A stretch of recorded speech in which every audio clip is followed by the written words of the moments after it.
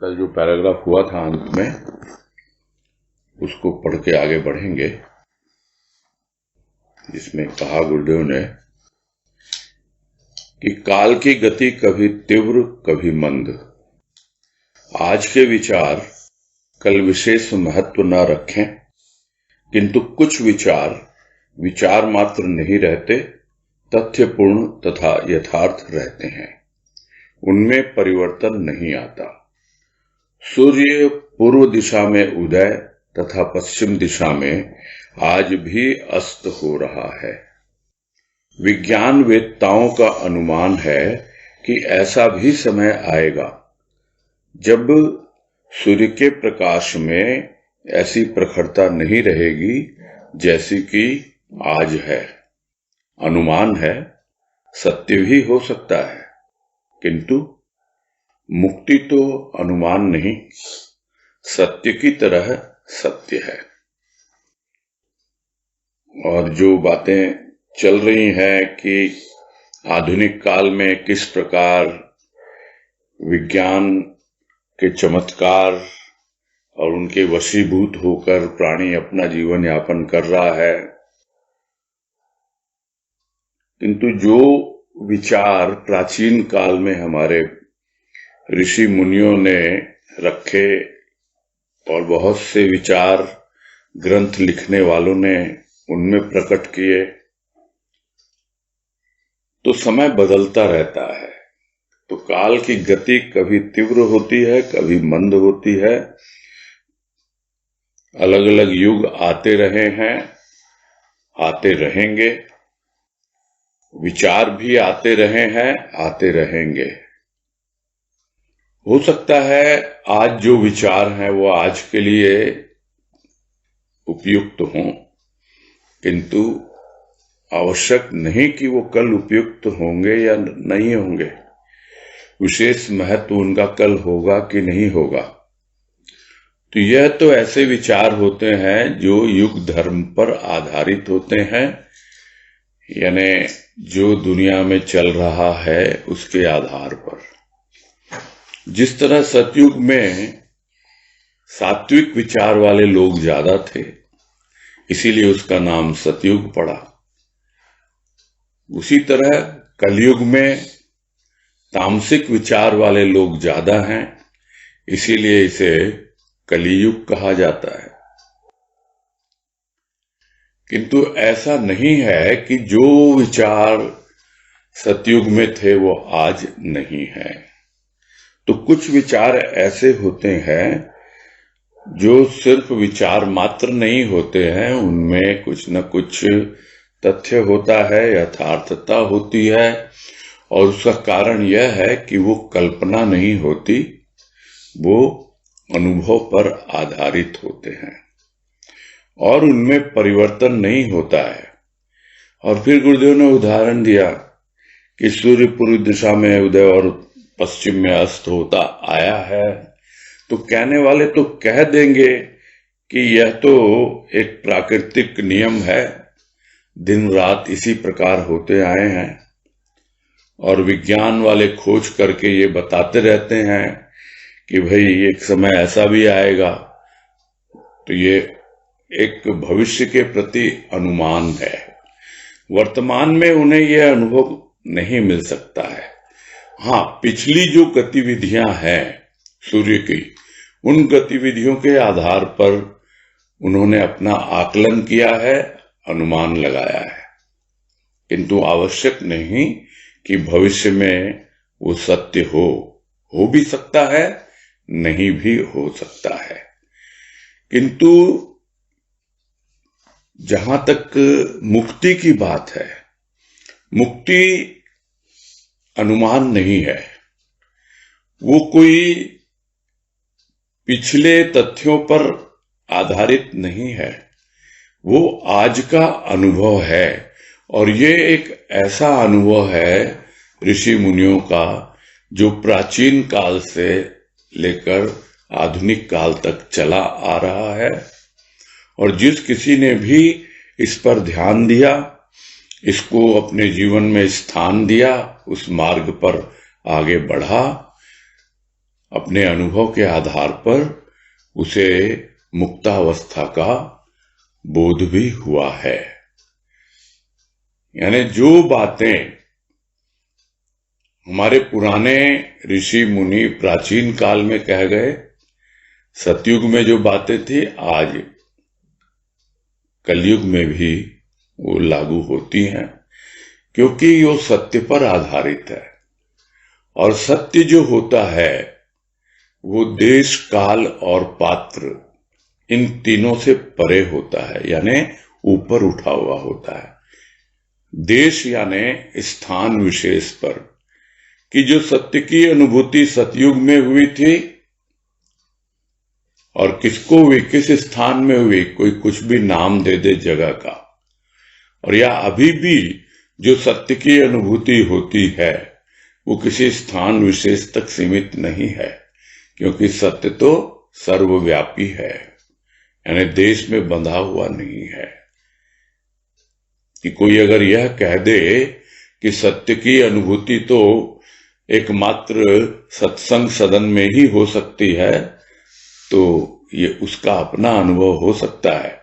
सत्यांश है वो, सत्य का अंश जरूर है उसमें, किंतु वो पूर्ण सत्य नहीं है, क्योंकि सत्य को स्थान में नहीं बांधा जा सकता है। सत्य तो सब जगह विद्यमान है। तो देश पर आधारित नहीं है, काल पर आधारित नहीं। जो बात अभी हो रही थी कि सतयुग में हुआ, तो क्या अभी कलयुग में नहीं होगा? बिल्कुल होगा, होता रहा है और आगे भी होता रहेगा, क्योंकि सत्य तो समय के साथ चलता रहता है, प्रवाहित होता रहता है। और जो समय का प्रवचन उसमें गुरुदेव ने अच्छे से बतलाया कि सत्य और समय दोनों एक दूसरे से ओतप्रोत हैं, गुथे हुए हैं। तो यदि हम समय पूरी तरह से सदुपयोग करेंगे, उसके साथ चलेंगे, तो अपने आप ही हम सत्य के साथ चलेंगे, यानी सत्य हमारे अनुभव में आता रहेगा, क्योंकि वही सत्य जो सतयुग में था वो आज भी है। यानी काल पर आधारित नहीं है, पात्र पर आधारित नहीं है कि किसी व्यक्ति विशेष की यह पूंजी है या उसे विरासत में मिला है। किसी को भी सत्य की अनुभूति हो सकती है। तो यही बात है कि जिसको अनुभव हो जाता है मुक्ति का, वो किसी न व्यक्ति पर आधारित है यानी पात्र पर, न किसी समय विशेष पर यानी काल पर, और न ही स्थान विशेष पर यानी देश पर। क्यों? क्योंकि वो सत्य की तरह सत्य है, वो अनुमान नहीं है। वो अनुभव की एक ऐसी अवस्था होती है कि प्राणी जीवन जीते हुए भी मुक्तावस्था का बोध पाता रहता है। आज कह रहे हैं सत्य ब्रह्म है, सत्य आत्मा है, इसमें परिवर्तन कैसा? सत्य को न माने, ब्रह्म को काल्पनिक समझे, आत्मा का रूप नहीं, अतः यह भी विश्वसनीय नहीं, ऐसा व्यक्ति कह सकता है, समझ सकता है। कार्य करते हुए कार्यभार से मनुष्य आज भी मुक्त होने की आवश्यकता समझता है। और इसमें यही समझा रहे हैं कि कोई अंतर नहीं है। सत्य में आप सत्य को ब्रह्म कहो, सत्य को आत्मा कहो, तो यदि ब्रह्म में और आत्मा में परिवर्तन नहीं होता है तो सत्य में परिवर्तन कैसा? तो जो लोग सत्य को नहीं मानते और समझते हैं कि ब्रह्म जो है वो तो काल्पनिक है और आत्मा की बातें आप कर रहे हो, तो आत्मा तो कोई रूप है ही नहीं, आप हमें दिखाओ जरा कैसी होती है आत्मा। तो फिर कैसे विश्वास करेगा वो कि हाँ भाई मुक्ति नाम की भी कोई वस्तु होती है, एक अवस्था होती है? तो विश्वसनीय नहीं है, विश्वास नहीं करते लोग इस बात पर। ऐसा कह सकता है व्यक्ति, समझ भी सकता है, क्योंकि वो उस राह पे चल नहीं रहा और चलना चाहता नहीं। वो जहां है, जैसा है, जिस तरह से अपना जीवन यापन कर रहा है, कोई उसे समझाने भी आता है तो उसके साथ तर्क वितर्क में लग जाता है। जो पिछले पैराग्राफ में गुरुदेव ने अंत में कहा कि ऐसी अवस्था में मुक्ति महान की वार्ता अरण्य क्रंदन मात्र है। तो ऐसे लोगों के सामने मुक्ति की बात करना कोई वो नहीं है, उपयुक्त भी नहीं है और वो समझ भी नहीं पाते हैं। किंतु इतना जरूर समझते हैं, इतना जरूर जानते हैं कि कार्य करते हुए कार्यभार से मुक्त होने की इच्छा है उसकी, कि ये बहुत बोझ है काम का, कैसे मैं इस बोझ को हल्का करूं या इस बोझ से पूरी तरह मुक्त हो जाऊं, उसकी आवश्यकता जरूर उसको प्रतीत होती है। क्योंकि कार्य करता है और कार्य को भार समझ के करता है। तो ऐसा नहीं है कि कार्य बाद में नहीं होंगे, कार्य फिर भी होते रहेंगे। तो कार्य करते हुए उस कार्य के भार से, उसके बोझ से मुक्त होने की इच्छा आज भी मनुष्य को प्रतीत होती है और उसकी आवश्यकता समझता है। आगे कह रहे हैं, अधिकांश प्राणी भरण पोषण को ही प्रधान मानते हैं। मानने वाले माने, किंतु सच्ची शांति तो मुक्तावस्था में है। प्रधानता किसको दी जाए, शरीर को या मन को? शरीर प्रधान है कार्य के लिए, मन प्रधान है कार्य रचना के लिए। शरीर और मन का सहयोग परमावश्यक है कार्य संपन्नता के लिए। बुद्धि का निर्णय यदि मन का समर्थन न पा सका तो कार्य होता रहेगा, मन को शांति न मिलेगी। और उसका कारण समझा रहे हैं कि सत्य ब्रह्म है, आत्मा है, और इन सबको कोई मानता नहीं, काल्पनिक समझता है और यह समझता है कि भाई क्यों हम माने, इससे हमें क्या मिलेगा। उसका कारण गुरुदेव बता रहे हैं कि ज्यादातर लोग तो भरण पोषण यानी पेट को भरना और शरीर का पोषण करना, इसी में लगे रहते हैं। उसी की प्रधानता जीवन में है, यानी स्थूल के खेल में ही पूरा जीवन रमे रहते हैं। तो वो कैसे माने इन सब बातों को, कैसे समझें? तो यदि वो प्रधान मानते हैं उसको तो माने, किंतु जिसको समझ में आ जाता है कि उसके जीवन में प्राथमिकता क्या है, उसके जीवन में प्राथमिकता है भक्ति, और ऐसी भक्ति जो प्रेम और भाव से परिपूर्ण हो और धीरे धीरे उसे मुक्तावस्था की ओर ले जाए, यानी जीवन मुक्त अवस्था जीने की कला सिखा दे। तो जो इस लक्ष्य को लेकर चलते हैं, जिनकी प्राथमिकता यह है, तो वो समझ लेते हैं कि सच्ची शांति तो मुक्तावस्था में ही है। थोड़ी बहुत शांति आती है, संतोष भी आता है, किंतु जो शांति मुक्तावस्था में मिलती है वो परम शांति से बराबर है, उसके समकक्ष कहा जा सकता है। वही सच्ची शांति है। अब किसको प्रधानता दे कोई? जिसकी जैसी सोच है वो उसी को प्रधानता देता है। यदि कोई समझना चाहे तो समझा रहे हैं गुरुदेव कि भाई कार्य करने के लिए तो शरीर प्रधान है, क्योंकि शरीर से ही कार्य होते हैं।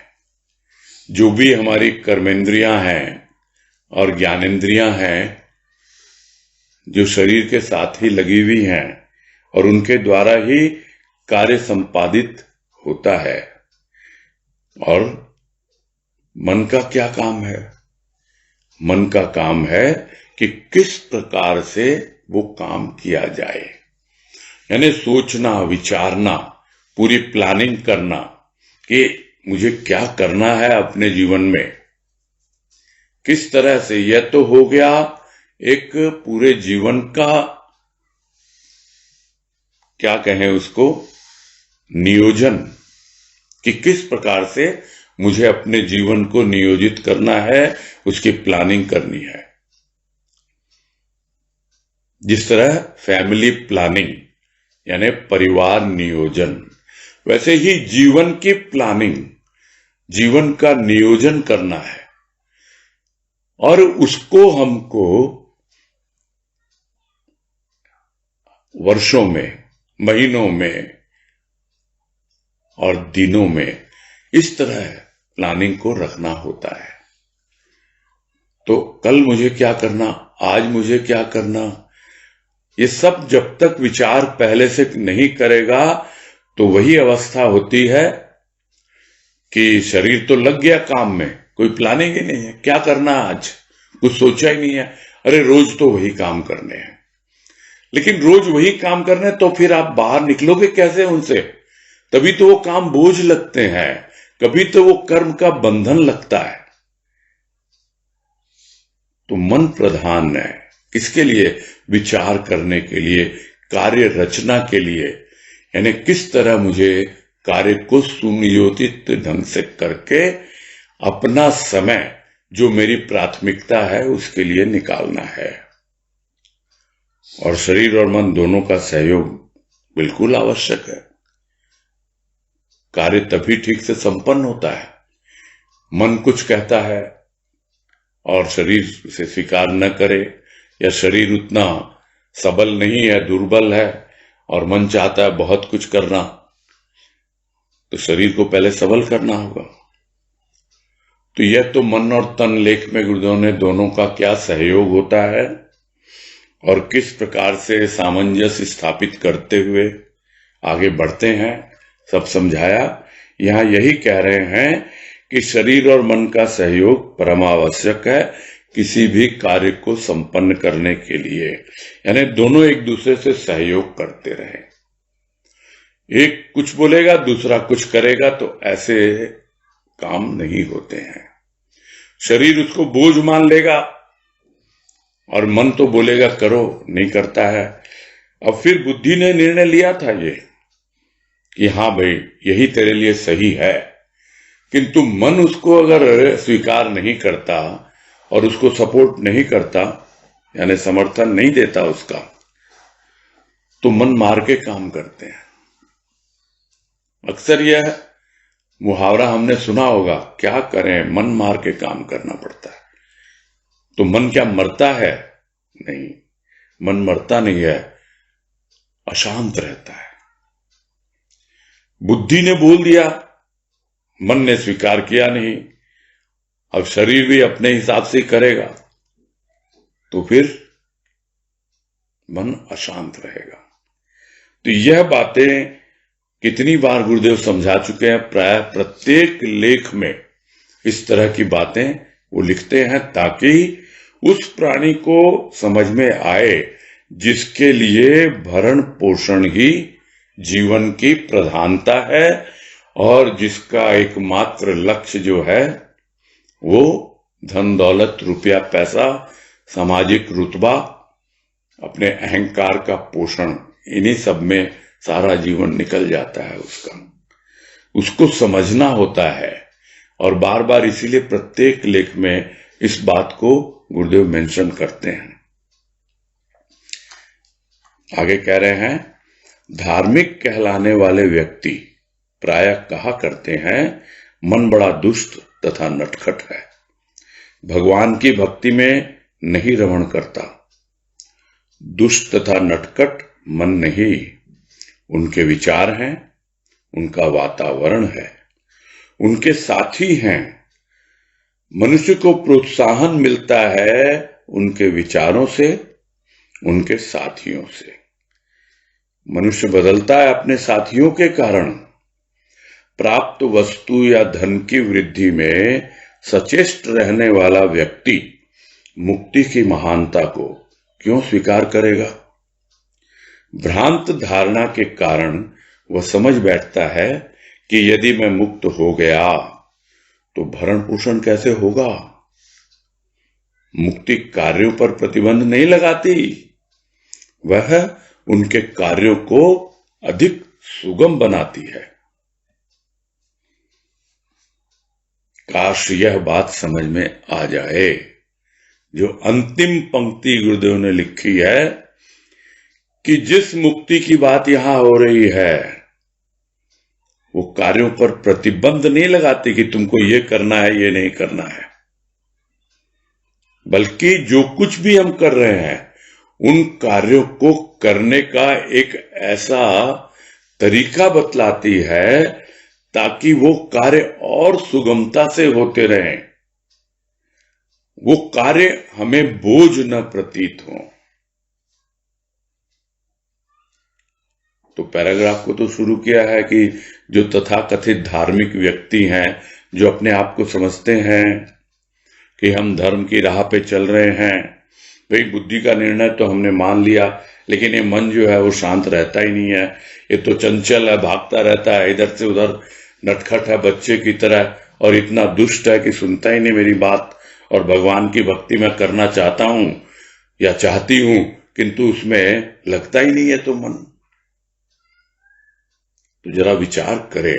और गुरुदेव एकदम सबका जो अंतःकरण है वो खोल के यहां रख दे रहे हैं, बिल्कुल स्पष्ट कह रहे हैं कि मन नहीं है दुष्ट और नटखट,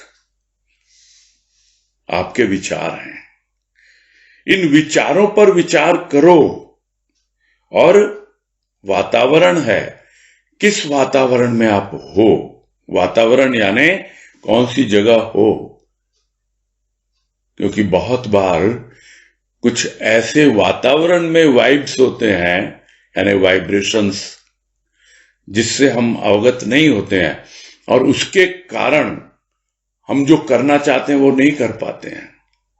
तो उनसे ऊपर उठने के लिए बहुत आवश्यक है यह समझना कि हम कैसे वातावरण में हैं, क्योंकि यदि दिन भर घर में परिवार में शोर मचता रहेगा, एक दूसरे से लोग झगड़ते रहेंगे, तो उस घर में वैसे ही वाइब्रेशन होंगे। तो समझना होगा कि उसके लिए कौन जिम्मेदार है कि मन भक्ति में रमण नहीं करता। मन नहीं जिम्मेदार है, उनके विचार हैं जो उसके मन में आते हैं, और फिर वातावरण है। और वातावरण बनता किससे है? साथियों से। कैसे लोगों के साथ उठ बैठ है, किसके साथ मिलते जुलते हैं। और साथी सिर्फ व्यक्ति ही नहीं होते हैं, और आजकल तो बहुत तरह के साथी हो गए हैं जिन्हें हम जानते भी नहीं है, और फट से फ्रेंड रिक्वेस्ट आता है, फेसबुक पे एक्सेप्ट कर लेते हैं, वो हमारे फ्रेंड बन जाते हैं, हमारे साथी। और फिर हमारी जो भीतर विचारों की दुनिया है जिसे हम बड़ा सुरक्षित समझते थे, उसमें सेंध लगाते हैं। किस तरह से उनके विचार हमारे विचारों को प्रदूषित कर देते हैं। समझ नहीं पाता है प्राणी कि ऐसे लोगों के साथ, उनके साथी बने रहने के कारण ही भगवान की भक्ति में उनका मन नहीं टिकता है। तो ये जो मनुष्य हैं जिनके साथ उठ बैठ करता है, जो वातावरण है, जैसे उनके विचार हैं, तो उसी से प्रोत्साहन मिलता है। अब यदि आप अपने वातावरण को बदलो, या कम से कम खुद तो शांत रहने का प्रयास करो, और साथ साथ अपने साथी को लगता नहीं ये गलत है संगत, तो ऐसे लोगों का संग करो, ऐसे विचारों का संग करो, तब जाके आपको भगवान की भक्ति के लिए प्रोत्साहन मिलता है। तो मनुष्य बदलता है ऐसा कोई न समझे कि उसके विचार नहीं बदलेंगे, वो स्वयं परिवर्तन नहीं होगा उसमें। बिल्कुल संभव है। हर कोई सोचता है कि इतना तो कर लिया भक्ति में, अब और क्या करना बाकी रह गया, बस ठीक है जैसे हैं। यानी बदलाव की कोई इच्छा ही नहीं रहती प्राणी के भीतर कि मैं कुछ बदलूं अपने आप को। बैठा हूं, हाँ बहुत बढ़िया चल रहा है सब, क्या दिक्कत है। और भक्ति के नाम पर जो कुछ भी है बोलता रहेगा, मन टिकता नहीं है। भाई होता है, थोड़ी देर टिकता है, शांति मिलती है, फिर अशांत हो जाता है। बोलता रहेगा कि भाई थोड़ी बहुत भाव की अनुभूति होती है, किंतु क्षणिक होती है, फिर भाव गायब हो जाता है, फिर अभाव आ जाता है। बोलता रहेगा किंतु करेगा कुछ नहीं। उसके लिए कर क्या रहा है, क्या उसका कार्य है, उसको दिखेगा नहीं, अपने भीतर को और बाहर को। जिसको गुरुदेव ने पहले भी कहा, अपनी गतिविधि पर ध्यान नहीं देता कि उसका समय कैसे व्यतीत हो रहा है। तो मनुष्य बदलता है, साथियों के कारण बदलता है, यानी स्थूल के साथी और वैचारिक साथी, यानी जो विचारों में कौन से विचार उसका साथ दे रहे हैं। किंतु जो वस्तु और धन लोगों को मिला हुआ है भौतिक जीवन में, और उसी की वृद्धि में लगे हुए हैं, और कमा लूं और कमा लूं, और ज्यादा वस्तुएं एकत्रित कर लूं, तो यह सब विचारधारा वाले लोग मुक्ति की महानता को कैसे स्वीकार करेंगे? नहीं करते हैं, कर ही नहीं पाते हैं। अगर भक्ति को स्वीकार कर लिया तो भी बहुत आंशिक रूप से, तो उनको तो बार बार आना पड़ेगा, बार बार जाना पड़ेगा, इसमें कोई संदेह है ही नहीं। यदि अनुभव में आता है, समझ में आता है कि हाँ भाई मुक्ति महान है, तब हमें थोड़ा दूसरा दृष्टिकोण अपने जीवन के प्रति अपनाना पड़ेगा, अपनी प्राथमिकता को बदलना पड़ेगा। यही है इसका सार। नहीं तो इसमें जो सचेष्ट है इन्हीं भौतिक कार्यों में, तो क्यों स्वीकार करने लगा मुक्ति की महानता को? वो तो उसकी भ्रांत धारणा है एक, कि यदि मैं मुक्त हो गया तो भाई घर में बच्चों को कौन पालेगा पोसेगा, अगर मैं कमा के ही नहीं लाऊंगा। अरे मुक्त होने का मतलब यह थोड़ी है कि तुम काम धंधा छोड़ के बैठ जाओ। मुक्त होने का मतलब यह थोड़ी है कि तुम घर के जो हमारी गृहिणी हैं, जो हाउस वाइफ्स हैं, वो काम करती हैं, वो छोड़ दें। बिल्कुल नहीं होता है।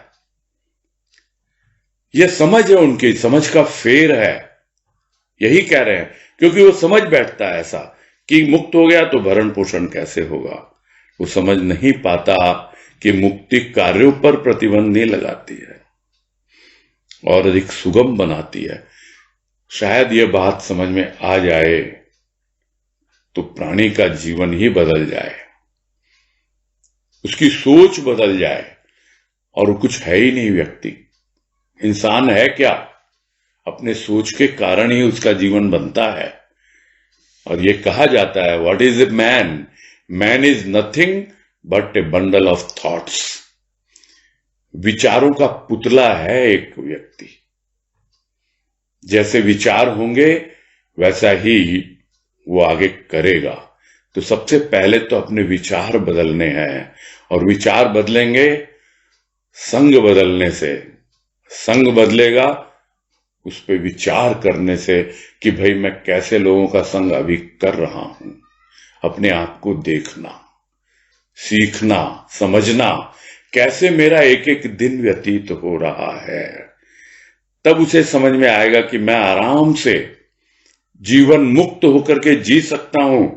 सारे कार्य भी होते रहेंगे और सब कुछ जीवन इतना सुगम हो जाएगा। सही कह रहे हैं गुरुदेव, अपना अनुभव लिख रहे हैं।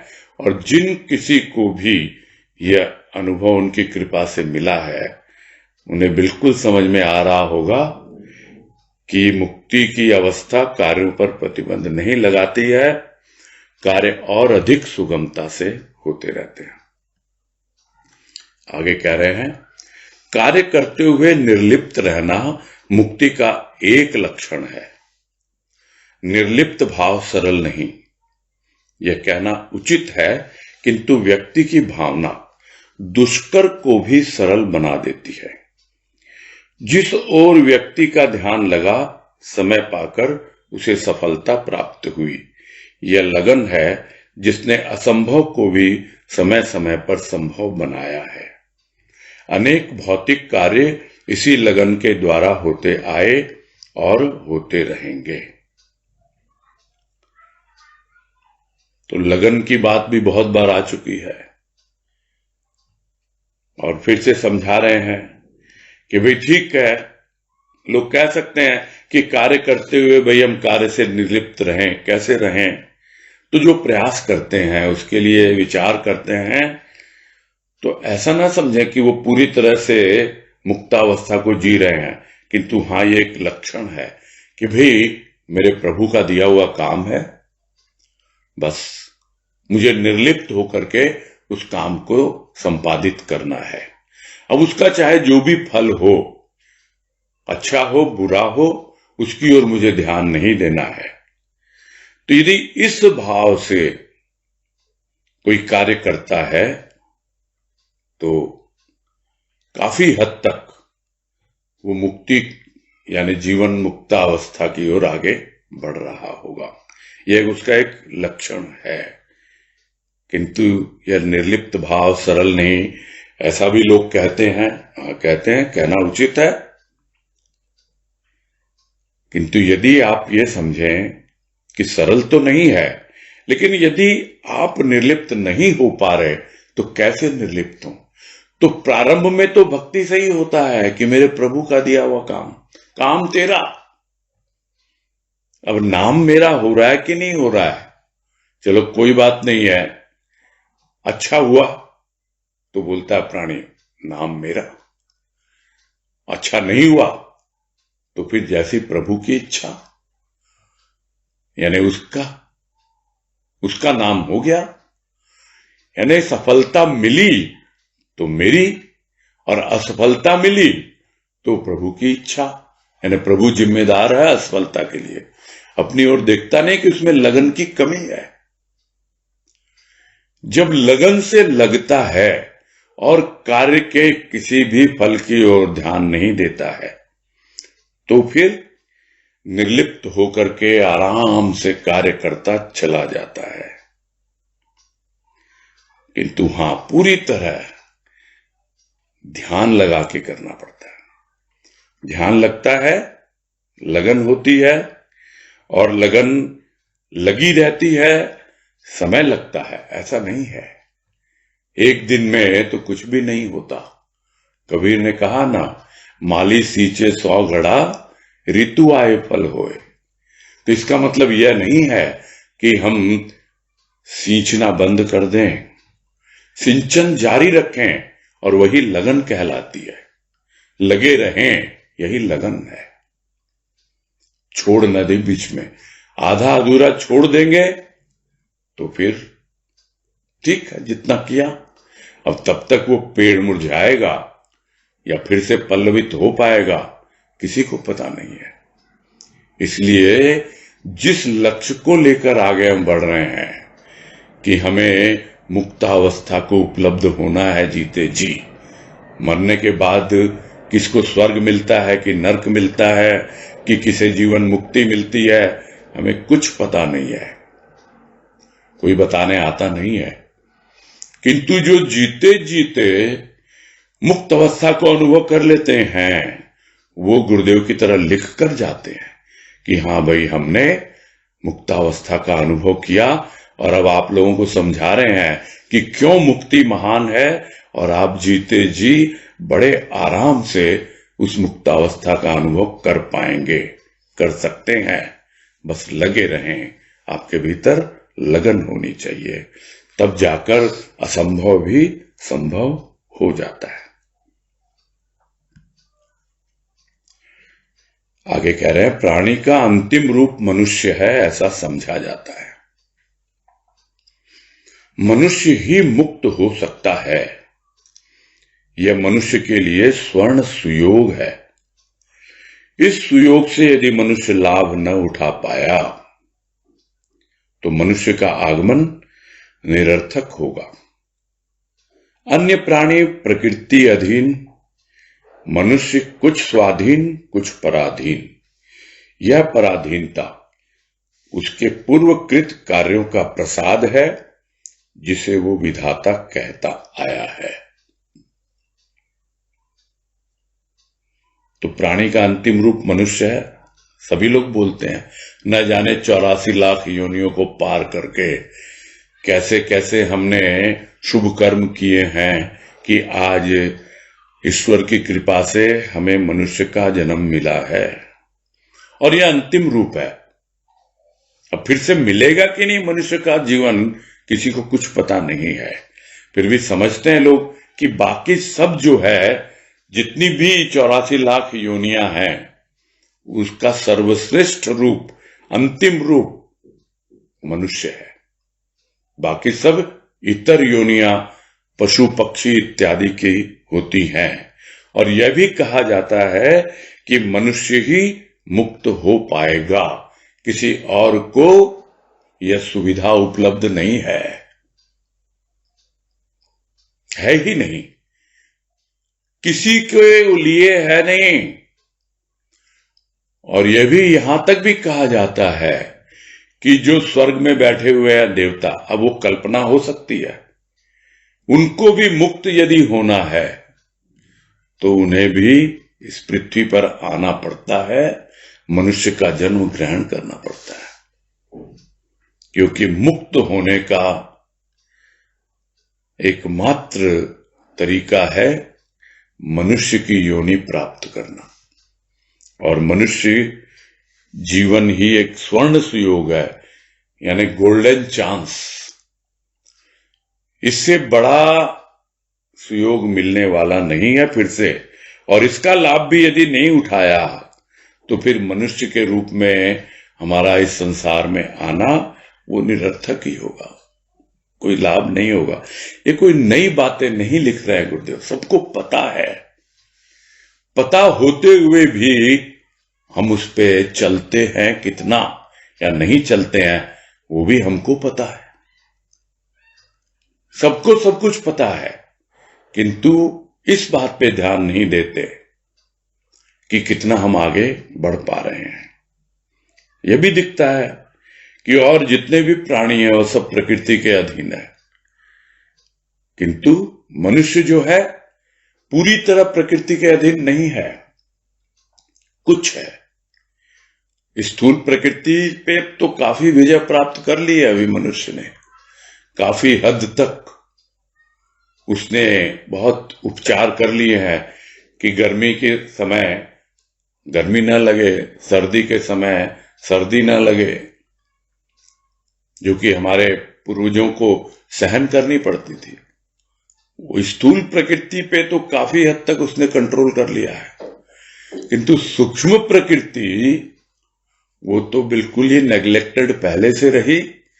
और अब तो और ज्यादा, जिसको गुरुदेव ने कहा ना, यह आधुनिक काल की देन है कि लोग ध्यान ही नहीं देते अपनी सूक्ष्म प्रकृति की ओर। वो सूक्ष्म प्रकृति जो है वो कुछ स्वाधीन है और कुछ पराधीन भी है। क्यों पराधीन है? क्योंकि उसने पूर्व जन्म में जो भी कर्म किए हैं, जो भी कार्य किए हैं, वो उसी का प्रतिफल संस्कारों के रूप में, प्रारब्ध के रूप में है, जिसे वो भाग्य भी कहता है। और यही सब लोग कहते हैं भाई हमारा विधाता कोई और नहीं है, भाग्य ही हमारा विधाता है। किंतु जो भक्ति में लगता है वो अपना भाग्य, अपना प्रारब्ध, अपने संस्कार, सब कुछ अपने इष्ट को सौंप देता है।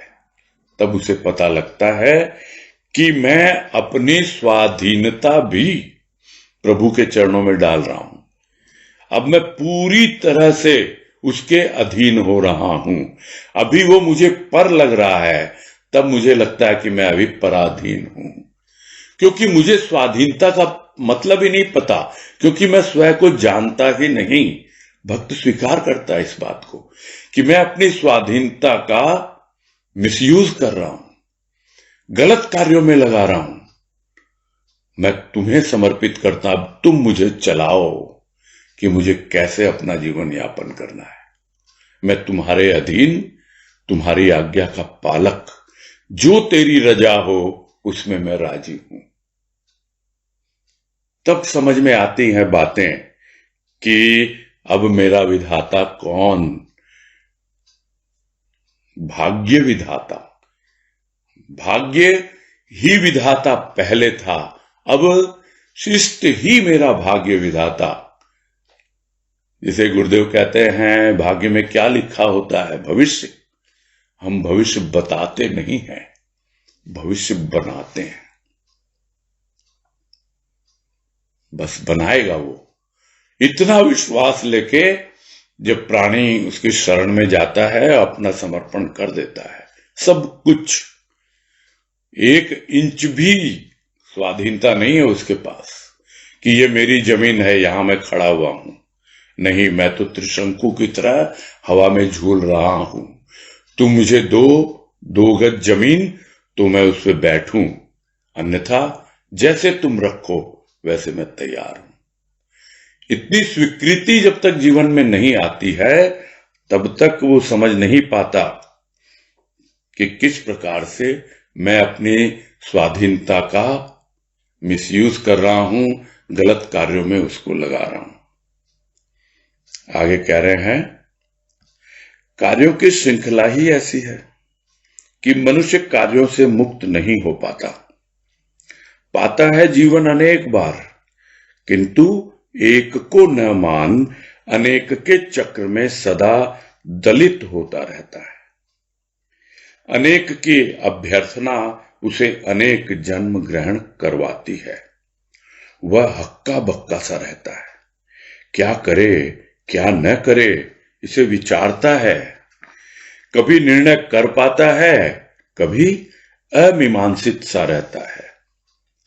कैसी जीवन की विडंबना है, चला आ रहा है, चला जा रहा है, किंतु क्यों? इस क्यों की ओर ध्यान दे तो उसका आना जाना सार्थक है, अन्यथा यूं ही आया यूं ही गया।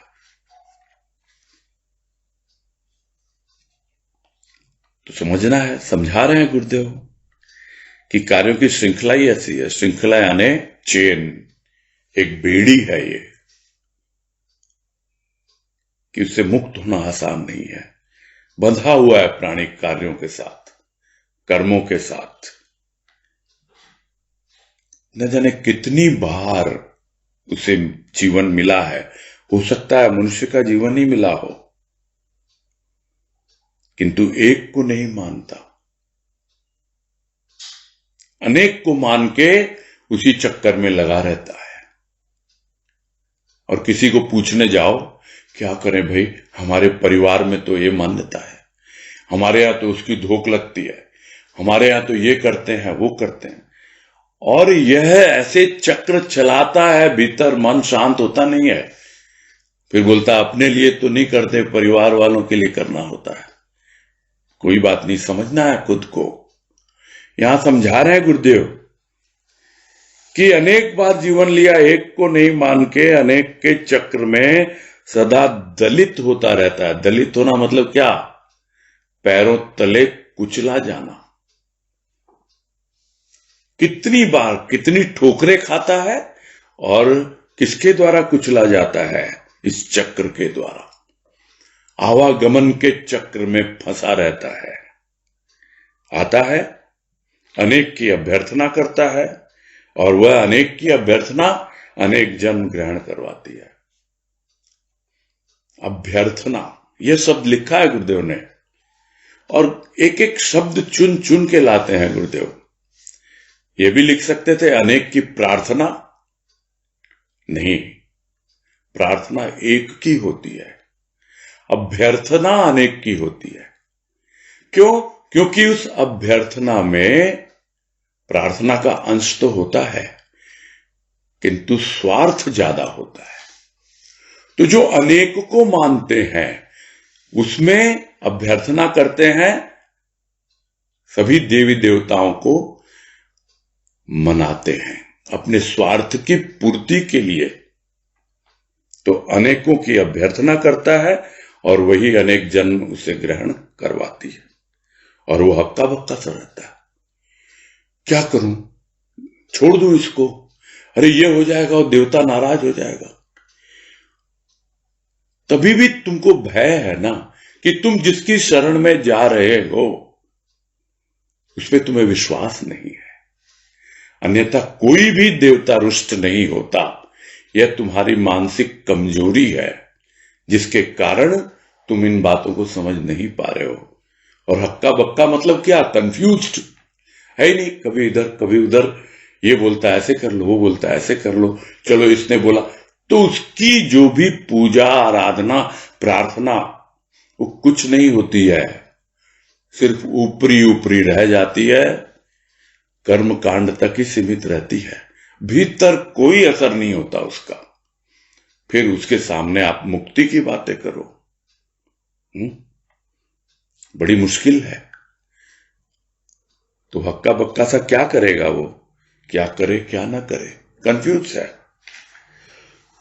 तो कभी तो वो कुछ डिसीजन ले पाता, हाँ भाई नहीं मुझे एक को मानना है, बस मैं एक को मान के चलूंगा। गुरुदेव ने भी कहा एक रखे टेक, चलो एक को मान के चलते हैं।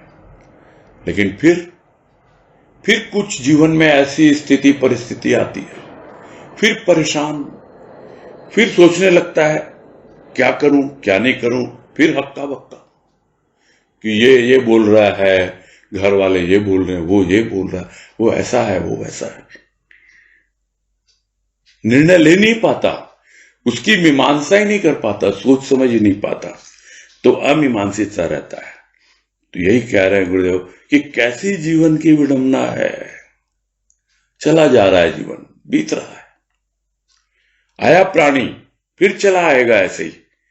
किंतु क्यों आया क्यों जा रहा है, इस ओर क्या ध्यान दिया उसने?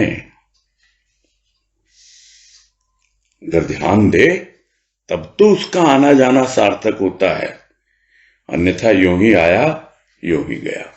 कि मैंने इतने देवी देवताओं की अभ्यर्थना की, क्यों वहां गया?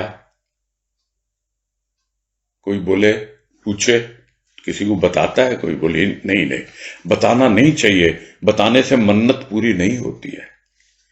खुद तो समझे कि आना जाना सार्थक हो रहा है, मानसिक शांति मिल रही है, कार्य करते हुए कार्यों के ऊपर उठ रहा है, निर्लिप्त भाव से कार्य कर रहा है। क्या यह सब बातें बन रही है जीवन में?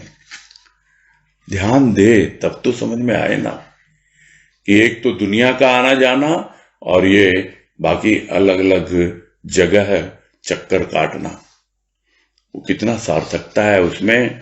अन्यथा फिर यूं ही आया और यूं ही फिर से इस दुनिया से चला जाएगा। जो होता आया है वही फिर से होता रहेगा। बस यही पूरा करते।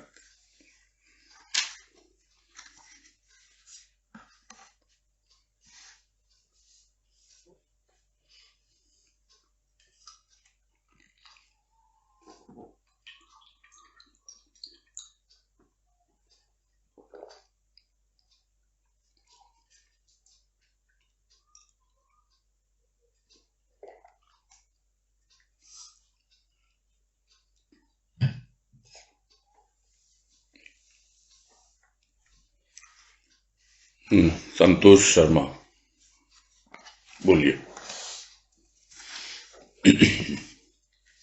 हरिओम, जय गुरुदेव भैया। हाँ हरिओम बोलिए। ये आपने ये जो शब्द खोला ना अभ्यर्थना, हाँ ये थोड़ा सा और खोल दीजिए ना भैया इसको।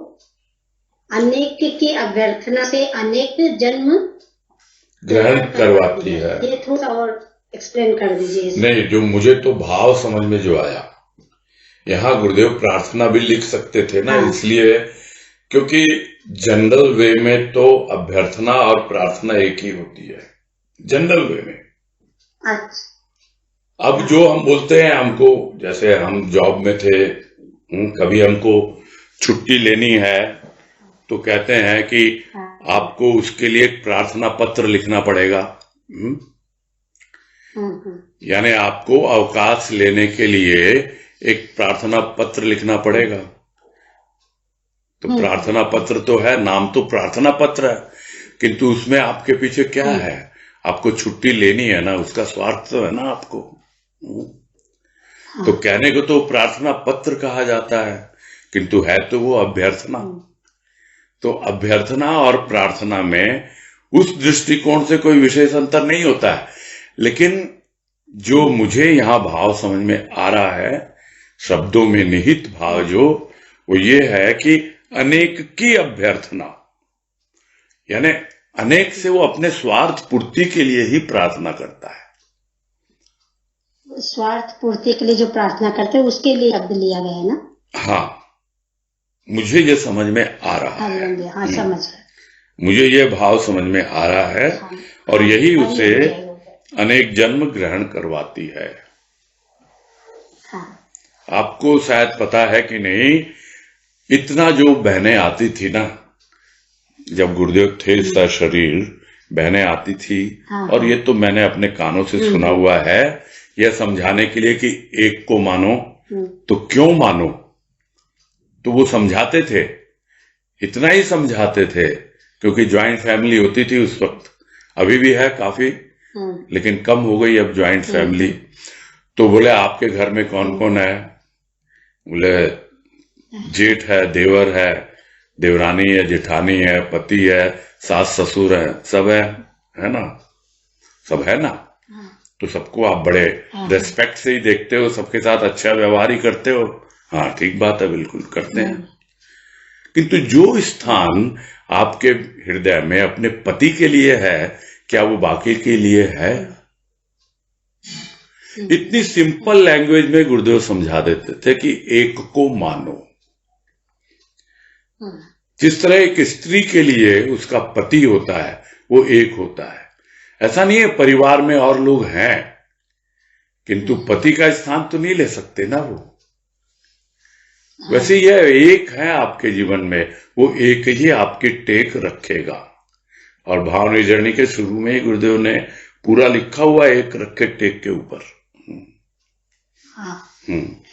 तो एक को बता रहे हैं। हाँ, समझ में आया, आ गया ना, बस ठीक है, अच्छी बात है। हरिओम हरिओम। हाँ भाई।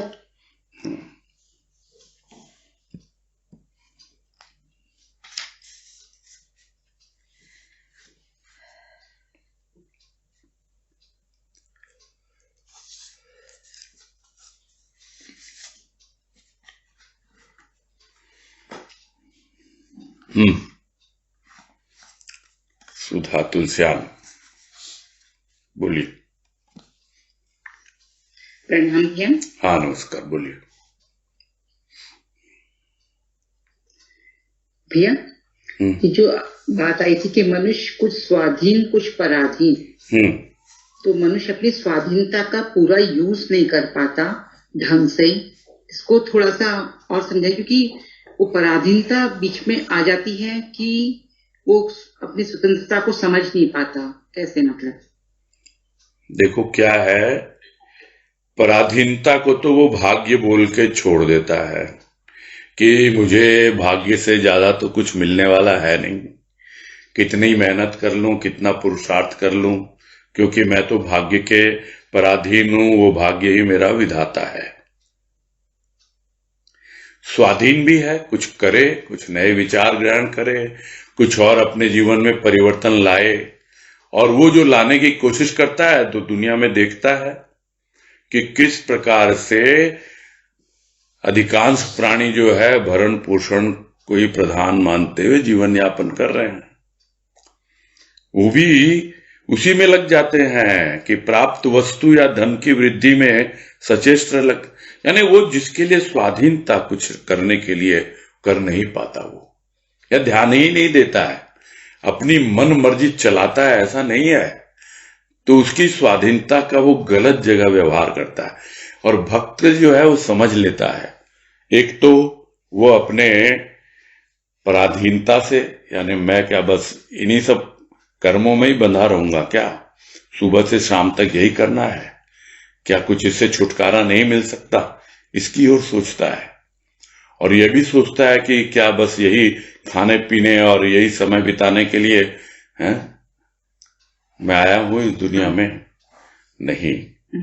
तब वो लगता है कि क्या करूं मैं, तब लगता है अभी बहुत कुछ उल्टा पुल्टा कर रखा है मैंने जीवन में। तब प्रभु की शरण में जाएगा, तब एक की शरण में जाके समझ में आता है उसको कि मैं तुमको अपना सब कुछ सौंपता हूं, चाहे अच्छा चाहे बुरा। यह नहीं कि मैं पराधीनता से बोर हो गया, परेशान हो गया इसलिए, अरे मैं तो पूरी पराधीनता स्वीकार करने के लिए तैयार हूं, मैं तो तुमको अपना भाग्य विधाता बनाना चाहता हूं। इस भाव से वो जाता है अपने इष्ट के चरणों में और पूरी तरह अपना समर्पण करता है। तो मैं तो इस तरह से इसका भाव ले रहा हूं। पराधीनता सबको पता है, सबको मालूम है कि जो पूर्व जन्म के जो संस्कार हैं, जो शुरू में ही गुरुदेव ने कह दिया, और भी लेख अनंत का चक्र में भी कहा, सब जगह सबको पता है। लेकिन इसका इलाज क्या है?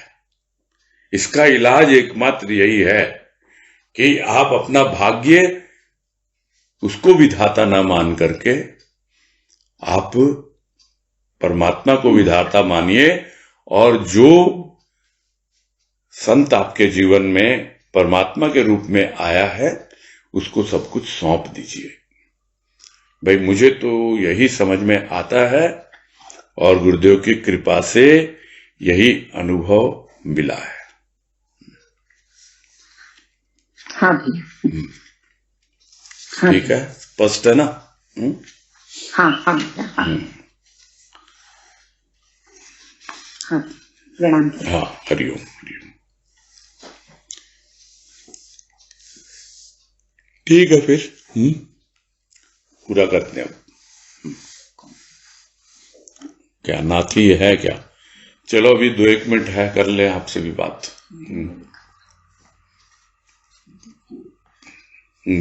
बोलिए। प्रणाम भैया जी। हाँ नमस्कार, बोलिए। हाँ, जैसे बात आई थी कि मन और शरीर का सामंजस्य, ये चीज तो हम समझते हुए और कार्य को सुगमता का रूप मानते हुए सब कुछ कर रहे हैं जीवन में, जो रोज हमें करना चाहिए। पर एक बात जो आई थी कि वातावरण की वाइब्रेशन के कारण हम जो करना चाहते हैं कर नहीं पाते। तो ये क्या हमारे पूर्व जन्म के संस्कारों का प्रतिफल है या फिर कुछ और है, क्योंकि हम वहां से हट भी नहीं सकते हैं? हाँ, तो आपको अपना एक अलग से स्थान बनाना पड़ता है ना भीतर, और बाहर में भी उससे अपना एक सुरक्षा कवच, जो बार बार बात आती है कि हम उसकी शरण क्यों लेते हैं, क्योंकि वो शरण हमें एक सुरक्षा कवच प्रदान करती है, हमें उस निरर्थक जो वातावरण है उससे बचाती है। जो निरर्थक विचार हैं, जो नेगेटिव थॉट्स हैं, वो प्रवेश करने की कोशिश करते रहते हैं सारा दिन, और हम अपने पॉजिटिव थॉट्स को बचा के रखना हमारे लिए बहुत जरूरी हो जाता है। तो अपने आप को सुरक्षा कवच देती है उसकी शरण। जब भी हो कि जब कभी मन व्याकुल हो, कहते हैं लोग जब भी मन व्याकुल होता है मन दौड़ के तुम्हारी शरण में आता है, बोलते हैं ना लोग। क्यों बोलते हैं? वो कोई स्थान पे जाते हैं, वो होगा, वो साकार के उपासक भागते होंगे। कोई अगर मानता है कृष्ण को वृंदावन जाता होगा, कोई कहीं जाता होगा, जो साकार में लगे हैं। किंतु जो निराकार में समझ में आने लग गया, प्रेम और भाव को जी रहे हैं, वो तो अपने भीतर बैठे हुए प्रभु की शरण में जाते हैं ना, वही उनको सुरक्षित स्थान लगता है। वो तो सामंजस्य हो गया ना भैया, मन का शरीर का तो हो ही नहीं गया। बचने के लिए जब ये वातावरण के वाइब्रेशंस आपको डिस्टर्ब करें, आप कछुए की तरह अपने हाथ पांव मुंह सब अंदर समेट लो। बिल्कुल सुरक्षा कवच होता है ना कछुए का, उस पे वो पूरा बुलेट प्रूफ होता है, पता है आपको? उसके ऊपर बुलेट भी चलाई जाए ना तो पेनिट्रेट नहीं कर पाती है, कछुए का जो खोल होता है। इतना अपने आप को सुरक्षित करना होता है कि कोई भी निगेटिव थॉट्स हमारे भीतर न घुसे। ठीक है, समझ में आ गई भैया बात? यहाँ पे तो नहीं भैया, नहीं, अभी भी है प्रश्न। बचाना है खुद को, उसकी शरण में दौड़ दौड़ के जाना है। खाली बौद्धिक स्तर पे नहीं होंगी चीजें, भक्ति भी करनी है।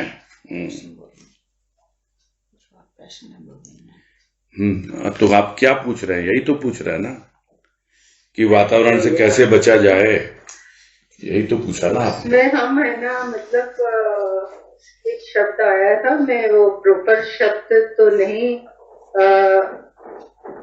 बोल पाऊंगी। हाँ, उसके आसपास का है, जैसे हम अपना अवसर, अपॉर्चुनिटी जो हमारी है, हमारा अवसर है,